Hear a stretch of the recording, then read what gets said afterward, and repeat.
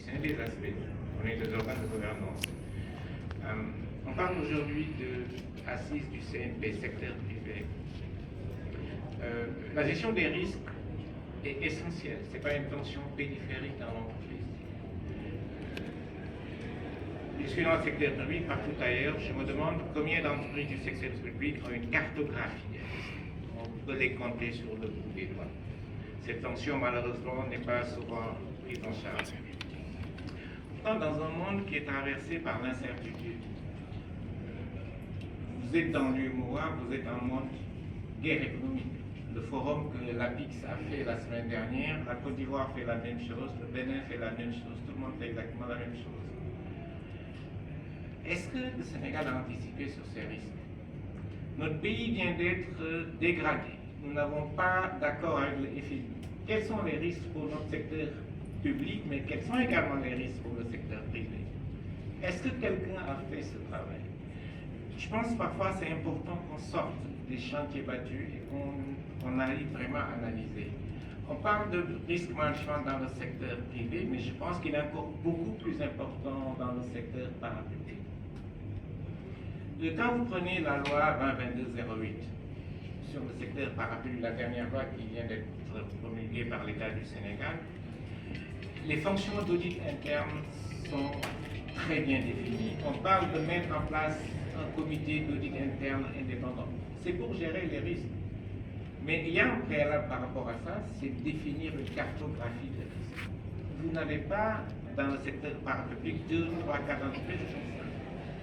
Peut-être les grandes multinationales, parce qu'elles ont les moyens et qu'ils comprennent l'importance de cette fonction.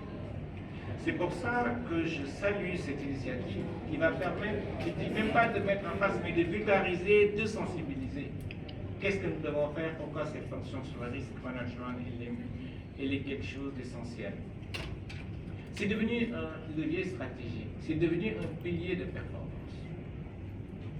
La Direction générale des douanes du Sénégal a été piratée avant-hier. On ne doit pas être surpris que le port subisse la même chose, parce que justement cette cartographie des risques, elle n'est pas faite dans nos entreprises.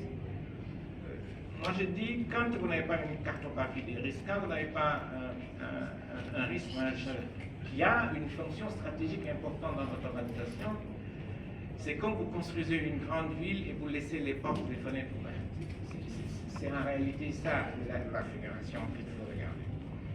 Un pays comme le Sénégal, comme beaucoup d'autres en Afrique, doit donner beaucoup plus d'importance à cette fonction stratégique.